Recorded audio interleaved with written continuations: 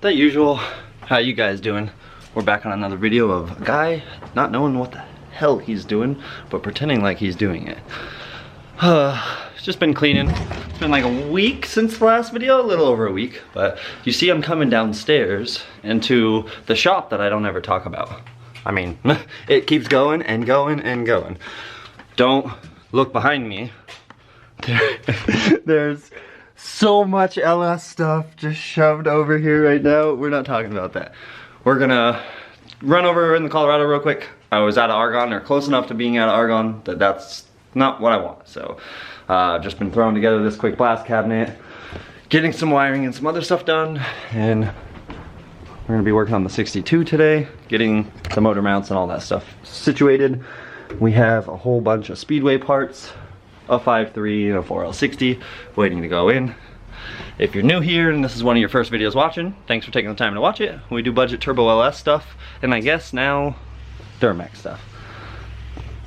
I don't know. We do lots of stuff with no idea what we're doing, but like I said, Colorado, argon bottle, you know, missing in the bed. Let's run over, fill that guy up real quick, and get on back home. Ta-da! So we got the bottle thrown back on. Just ran over there real quick in the Colorado, which every time I drive that truck, I love that truck more and more. Probably my brother blowing me up there because I'm helping him try to find a truck too, because we're just doing truck things on this channel and we're about it. But threw the thing on the cherry picker real quick. We obviously know what's about to happen. Before we do that, I'm gonna go ahead and throw the other mount on. Get the bolts all tightened out. We'll time lapse all that stuff. Quickie little mount set. Oop, not even getting that in the camera. Quickie little mount set. It just bolts these plates to the block, and traditional small block Chevy mounts get adapted. Simple little Summit set. Nothing big, nothing fancy. We do have these dirty dingo ones that we'll be yanking off and I don't know, keeping for a different time or something like that. I'll throw them into the pile. I have tons of those. Down here, just doing a bunch of stuff behind me for a different video, different thing, different, yeah. But like I was saying, I have, where are those? I have tons of the mounts down there. That was a license plate too, and then I got tons of those. So keep them all spares. I guess there's nothing to do. There's nothing to it but to do it. Yeah, that's what I meant to say. Nothing to it but to do it. So let's jump into a little time lapse, get this going, get an LS bolted into a 62.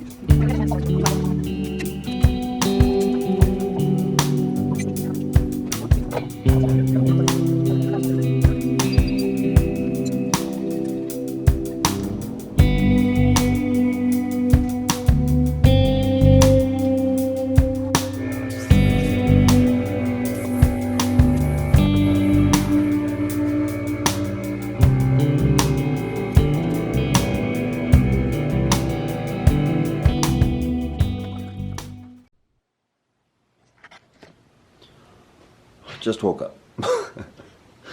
I was out here way too late last night. It was like, I don't know, it was like 1 o'clock in the morning and I was still out here just trying to be quiet and rent. Battery died at the end of that last clip because I'm an idiot. New battery, we're back for a new clip. Look, it's on jack stands. Motor's in. Fight of my life last night. Next time this thing goes together, it will not have the transmission attached to the motor when it is actually assembled, because that was a pain in the ass. Thinking just drop the motor in, bolt Trini on. Yeah, because she was a fighter. But found the old radiator, nice old Harrison copper, and it seemed good. At some point I chopped the radiator mount because I'm an idiot, so I'll be fixing that. I don't even know, why did I... It had holes that I liked, I'm guessing. Old me sucks. New me, not doing that stuff ever again. Yeah, it's in there. It fits. I got the intake just, you know, sorted to see how that works and all that stuff. I'm thinking an electric fan on this side or something like that. I don't know. We're just doing a little rambling because I'm kind of looking as I'm talking. Because it sits so much more forward on these. I mean, the Summit mounts are great. I love how everything looks. I love how it assembled. Everything just slid right together. That was fantastic, but check this out. Can you see how much transmission is exposed? I could get down there and like lay on top of the bell housing while I did the bell housing bolts. That's cool, but also weird. I don't know. Everything else though seemed like, you know, transmission lines. I just gotta push back under there. Everything just, yeah. Obviously, I didn't do a lot off camera because now I'm doing it as I'm talking, but I'm pretty stoked. I just have to go through and fix a bunch of little odds and ends. Wire the dang thing, obviously. Found the transmission controller to go there. Probably screw that up there. I'll figure this isn't the final wiring harness, obviously. If the truck stays with an 80E, 60E combo, something like that, we'll do probably an X-Max. I don't know. Ramble, right? While I'm running in here, trying to avoid the noise of the neighbors mowing, grabbing the old chair, almost a cherry picker, the old creeper. Transmission is sitting on something, but that something is not permanent. So squeeze under here, and we notice it has one of those single stud Johnnies, and I'm not a fan of those, so I got to go. Haha. Plus, I didn't make this transmission cross member. Damn compressor. So that was a fail. But like I was saying before, I was so rudely interrupted by that damn compressor. I did not make this transmission mount. It has one hole. Well, I guess the welds aren't so bad. But one hole on both sides is not gonna cut it, so I gotta figure that part out. Quick, easy. I mean, let's see how it fits from underneath. Junk. If you could smell this transmission fluid, we definitely will be having transmission service sooner than later. But I can tell driveline angle is not perfect, so we gotta go up a significant ways. But yeah, I'm pretty stoked there. Found another relay that slid out. Instead of just sitting here rambling, making a funny clip, I'm gonna go ahead and get this jacked up a little bit higher, and then we'll get under here with the transmission mount real quick. Real quick, English.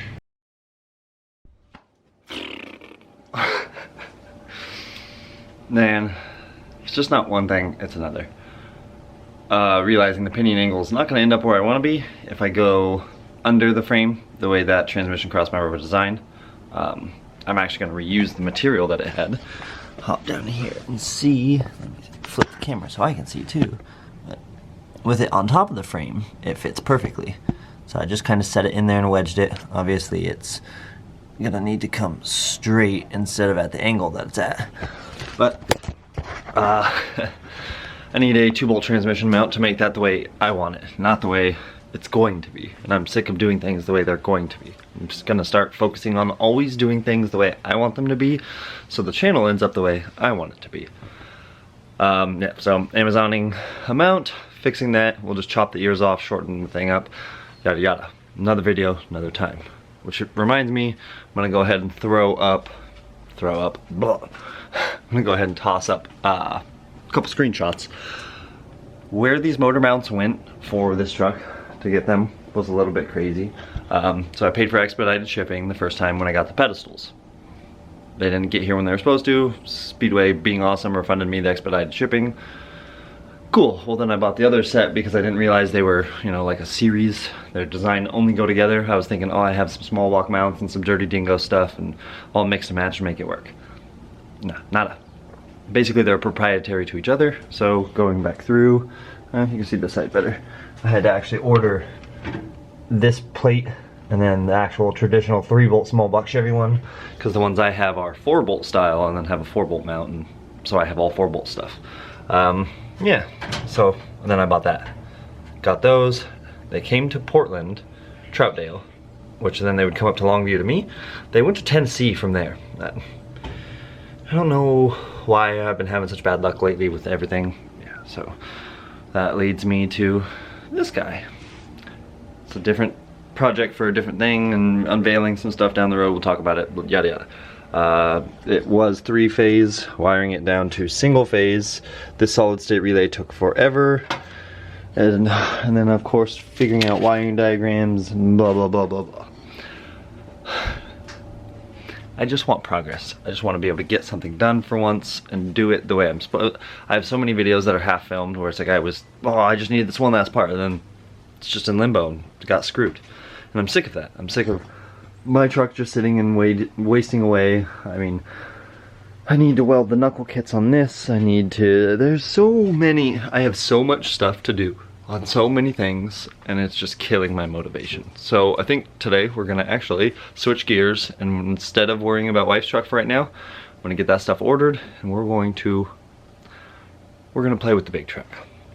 So one of the things that's been holding us back from installing the motor in the transmission, getting the LB7 and the Allison actually in there, has been the frame. Basically, I need to clean, God that's bright, I need to clean the rest of the frame. I did go through and mark out where the precision kit actually sits for a specific reason. So obviously we're going to be adding a crazy, you know, turbo diesel to a stock Chevy frame. It's not meant to have that much torque, that much power, anything. So insert, what were they? 4X store? Yeah, 4X store. Made in America too. Look at that red stamp. That stamp means something. But so dueling design, 4X store frame plates. So these are all windowed. These are all pretty crazy actually. They have everything pre-laser cut out.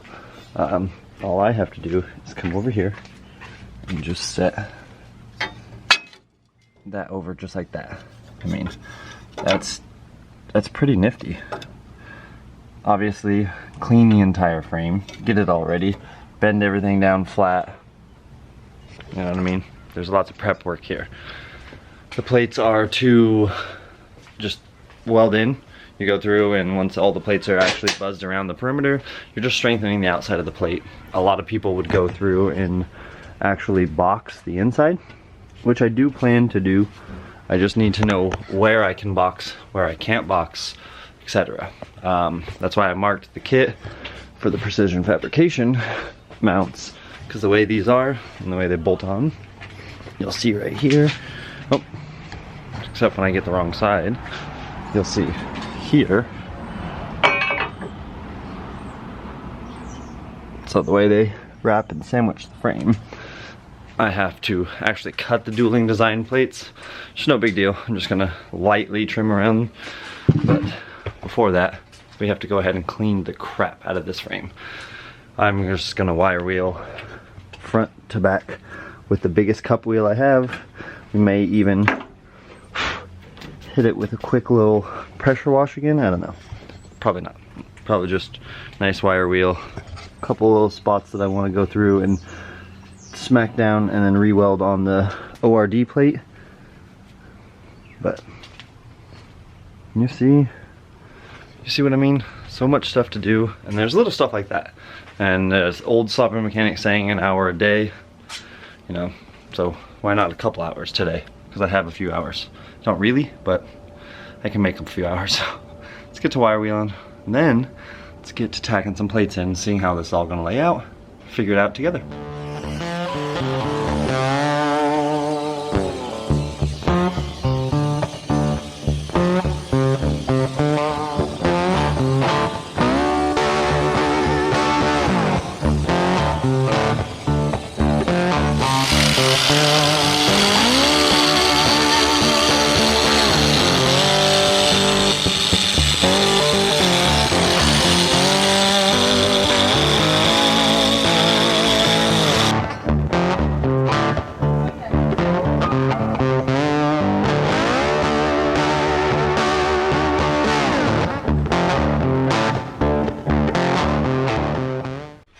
So, after grinding for, I don't know, years, pro tip, if you're gonna need to remove any coating and stuff off your frame, have a leaky master cylinder, because this side is super easy. If I keep hitting that jack against my knee, I'm gonna freak out. But, got this laid out roughly, so we can see how they look. Noticing that the back plates are just mirror images of themselves. So, we'll leave one there. I guess I could have put it over YouTube, right? But basically,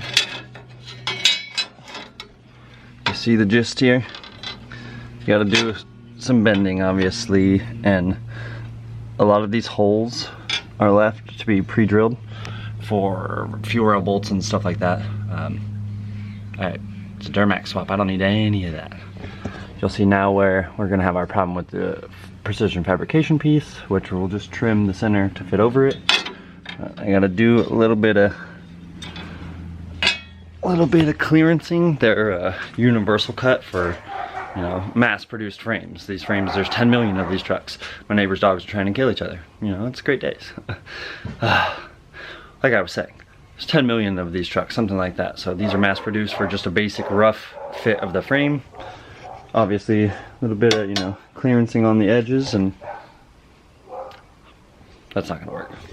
That, however, might. So use that, the grinder, and then we'll get you on a GoPro, get you on a time lapse, get some of these tacked in, and then once they're tacked in and we have an idea of what it's really gonna look like, we'll check that out and see.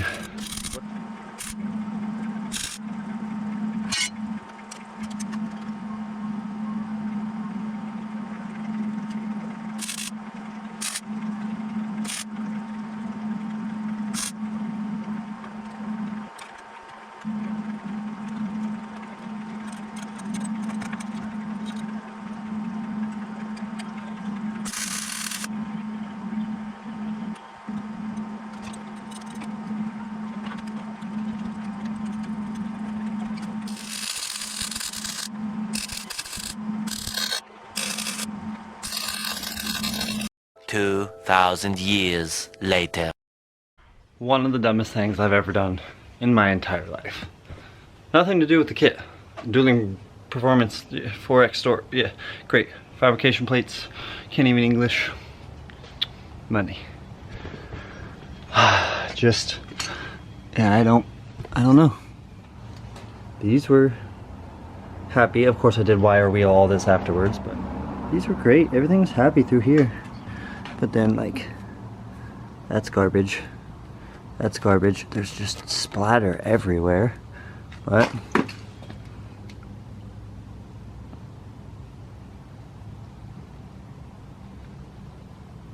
there's that side. I'm not mad. I'm just not 100% thrilled. Those are kind of sucked. Can you hear fan in there? That sucks over there. And up there, look at that. It was just laying. It's happy. These ones are great up here.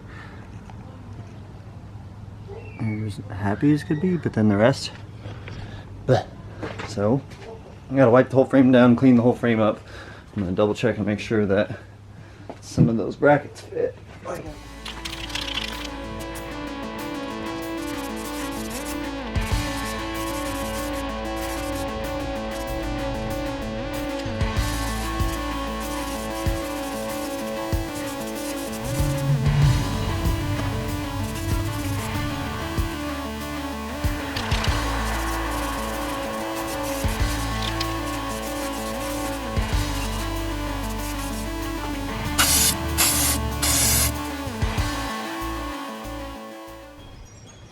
paint, dirt, junk, everywhere. Finished result, muy bueno.